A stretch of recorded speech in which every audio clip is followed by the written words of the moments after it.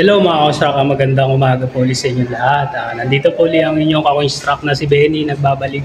At syempre ang BS Hernandez 19TV po, welcome back muli dito sa aking munting channel. Sa mga dati na po nating mga subscriber. At syempre sa mga bago rin lang po dito sa aking munting channel. Maraming salamat po sa inyong lahat sa walang sawa niyong pagsuporta dito sa aking munting channel. Maraming salamat po ulit.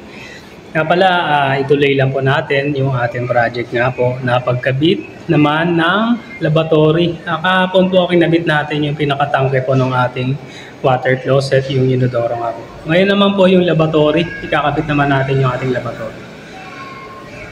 Tara po, samahan nyo.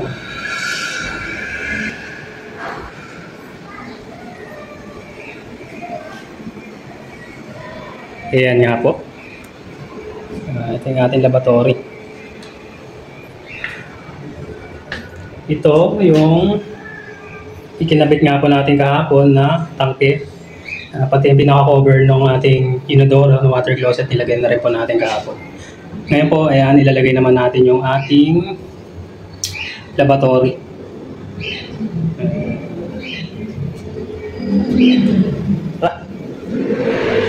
Ito nga po yung ating laboratory.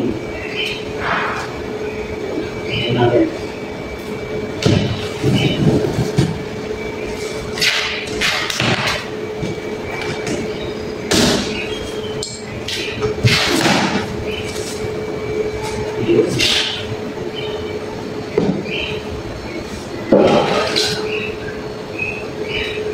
Hindi naman po kalaki yung ating laboratory.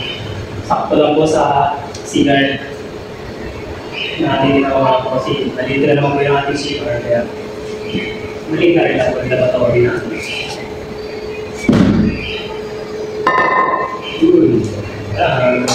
That's it.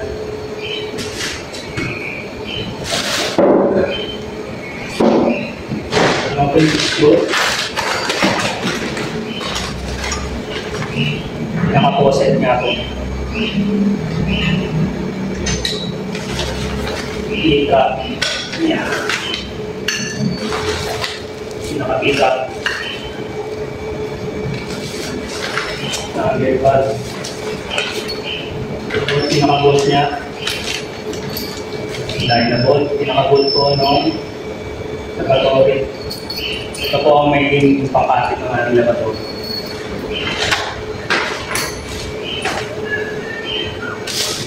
Exibolos.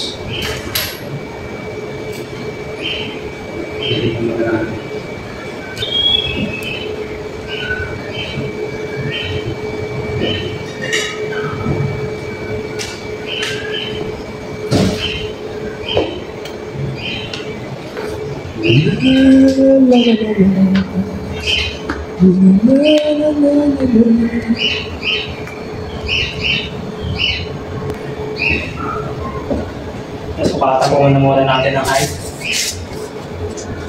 Ilalagay na po natin ang height na 85 na po. Pipinish na natin sa 85 cm. Yung pinaka-height po ng ating laboratory. Para hindi naman po masyadong mababa. Hindi naman masyadong mataas.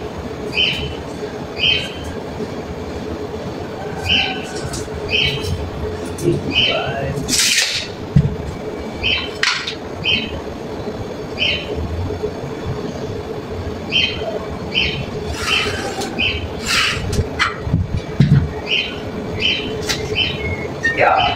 Tapos, sentro po muna natin.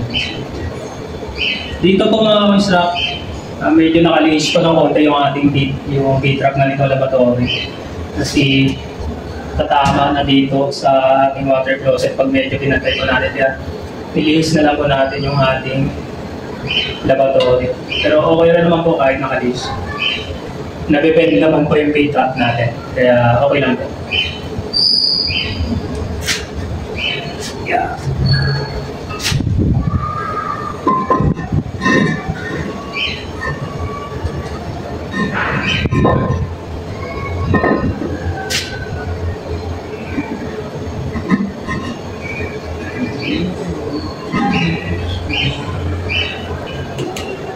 May butas po yan. Kailangan natin guhitan yung butas. Oh.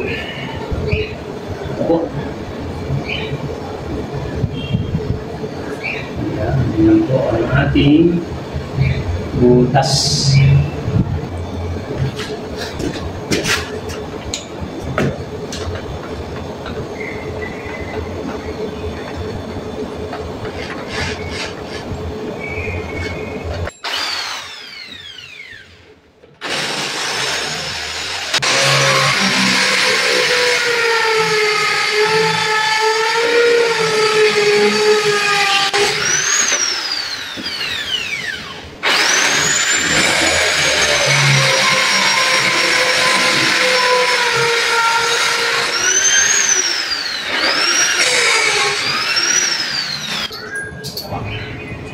Dahil na bolt po, sukat po nito 2 inches by 5/8 nga po. Iyan po ang pangkapit ng ating laboratory.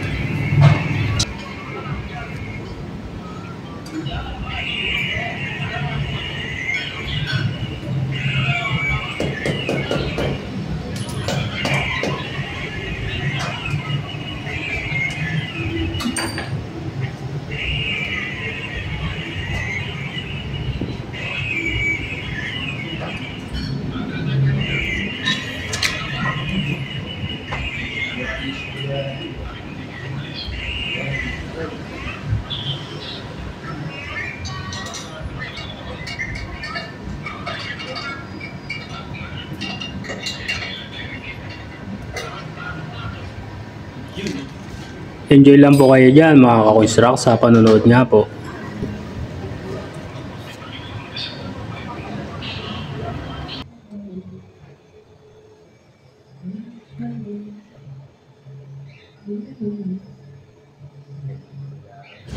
Gamitan lang po natin ng level bar para mas okay po yung pagkabit.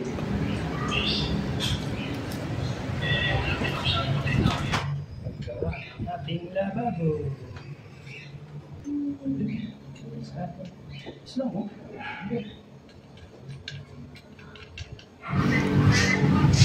Next na ilagay po yung faucet niya, yung pinaka-gripo ng laboratory nga po.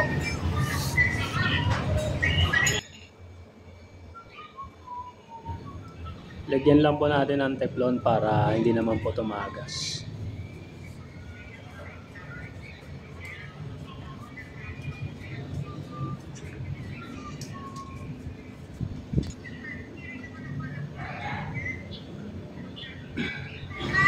Sigipan lang po ng maigi para hindi naman nagalaw yung faucet.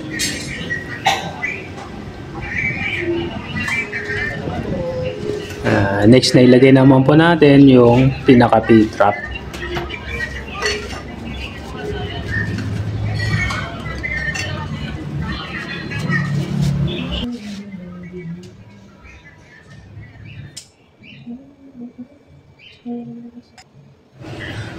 Naglalagay rin po ako dito ng sealant para sure po na hindi tatagas yung sa ilalim nga po. Pero may rubber na naman po ito, pinaka rubber gasket niya. Kaso nagsigurado na lang po tayo, naglagay tayo ng sealant para may pansuporta po na hindi tatagas yung ating laboratory.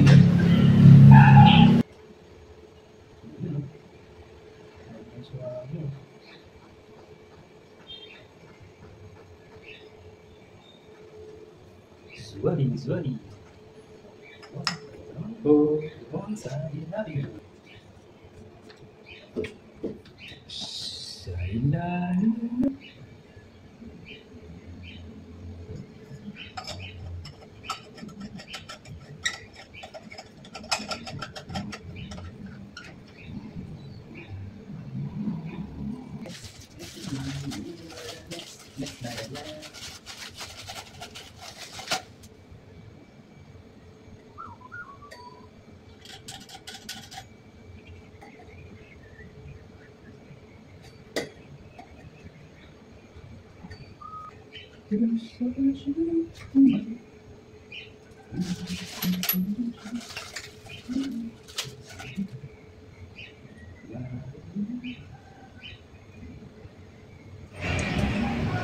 Wag po natin kalimutan na hindi po mailagay yung mga rubber gasket para hindi po tumagas yung ating P-trap.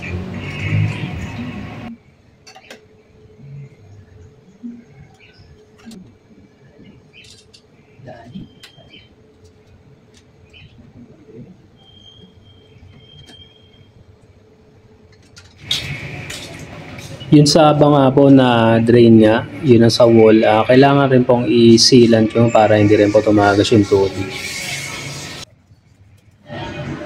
Next na ilalagay naman po yung angle bulb saka yung flexible hose na para matapos na po itong ating project. Ayos!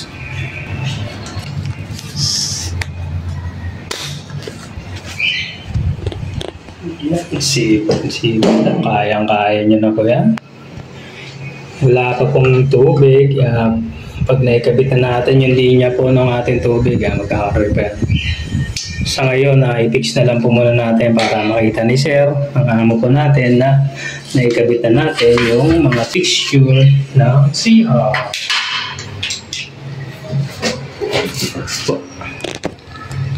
Ayan. Ise-secure na lang po natin ang sealant dito para hindi naman tumagas yung tubig. Ayan po. Ito yung ating bowl. Ayun. Meron na rin po tayong faucet. Ayan, kompleto na po. Ating bowl po.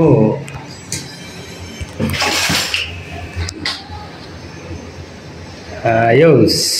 Good job.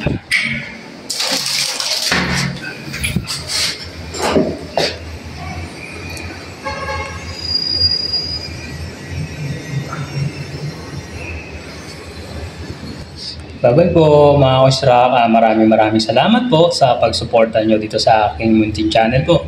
Huwag nyo po kalimutan mag-like, share, subscribe at click nyo na rin po yung notification bell para update kayo sa mga next na video vlog ko pa po. Bye-bye po. Thank you.